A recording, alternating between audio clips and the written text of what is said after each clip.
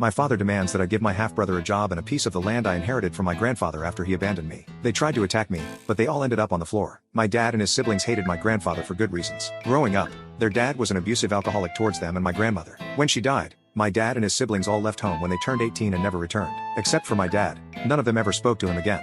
My dad spoke to my grandfather twice after leaving home. I was 8, at my mom's funeral, when I first met my grandfather. He approached me, kneeled on the ground in front of me, and introduced himself, asked how I was doing.